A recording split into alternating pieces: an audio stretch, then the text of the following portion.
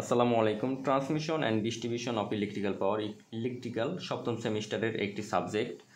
এই সাবজেক্টের প্রথম অধ্যায় মিডিয়াম ট্রান্সমিশন লাইনের মান বা ধ্রুবসমূহ নির্ণয়। তো আমরা তিনভাবে এই ধ্রুবসমূহ নির্ণয় করতে পারি। তার মধ্যে নমিনাল টি মেথড একটি অন্যতম মেথড। এই মেথডের মাধ্যমে ধ্রুবসমূহের মান নির্ণয় করা যায়। তো আজকে আমরা টি মেথডের ভেক্টর ডায়াগ্রামটা অঙ্কন করা শিখব। তো টি মেথডের ভেক্টর ডায়াগ্রামে আমাদের প্রশ্নে রিসিভিং ভোল্টেজের মানটা দেওয়া থাকে এবং পাওয়ারটা দেওয়া থাকে, ঠিক আছে।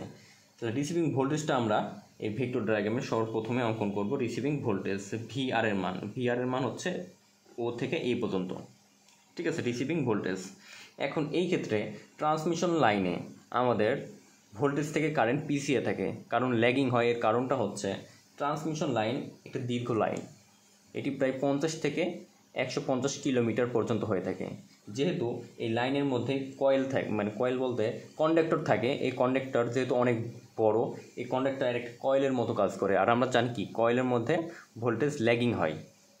কোনো কয়েলের মধ্যে ভোল্টেজ কারেন্ট প্রবাহিত হলে, ভোল্টেজ প্রয়োগ করলে সেটা ল্যাগিং পাওয়ার ফ্যাক্টর হয়, ঠিক আছে। তো আমাদের এইখানে ভোল্টেজ থেকে কারেন্টটা এই জন্য পিছিয়ে রয়েছে।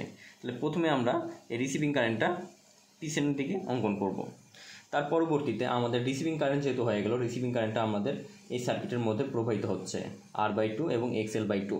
এখন আমরা জানি রেজিস্টিভ সার্কিটে কারেন্ট এবং ভোল্টেজ ইন ফেজে থাকে, অর্থাৎ এখানকার যে কারেন্টের অ্যাঙ্গেল, ওই অ্যাঙ্গেল অনুসারে আমাদের রিসিভিং রেজিস্টরের এই অ্যাঙ্গেলটা হবে।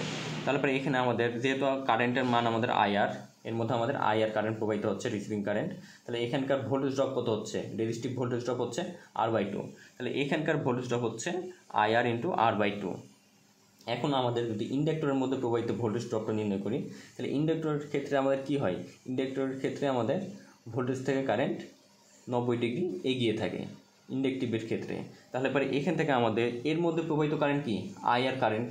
তাহলে এই IR কারেন্ট এবং ইন্ডাকটিভ, এই জন্য আমাদের 90 ডিগ্রি অ্যাঙ্গেল হয়ে আমাদের ইন্ডাকটিভ এই ভোল্টেজ ড্রপটা নির্ণয় করা হলো IR × ZX/2, ঠিক আছে। তাহলে এখন আমরা এই মানটাকে কি বলি? V1 বলি না? এর মধ্যে টোটাল যে ভোল্টেজ ড্রপ, ওটাকে আমরা বলি V1। তাহলে এর একটা ভেক্টর যোগী হচ্ছে আমাদের V1, এই জন্য আমরা একে বলছি V1। আর এই V1 এবং এই VR, এই দুটো যোগফলকে কি বলি আমরা? VC বলি।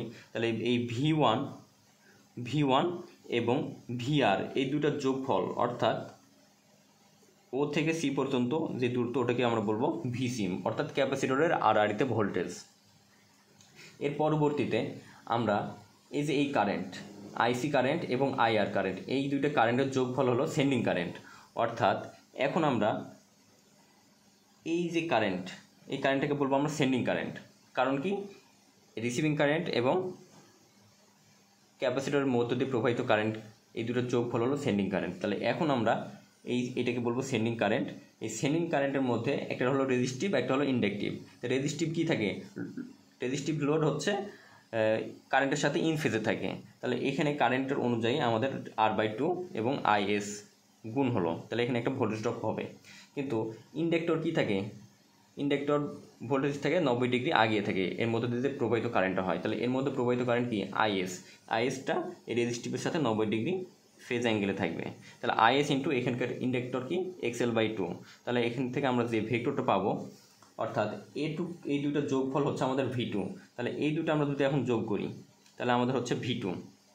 এখন সব কিছু যোগ করে, অর্থাৎ এই রিসিভিং থেকে শুরু করে এই V2 পর্যন্ত যোগ করে আমাদের যে মান, টোটাল মান হচ্ছে VS। তাহলে আমাদের সম্পূর্ণ হচ্ছে VS।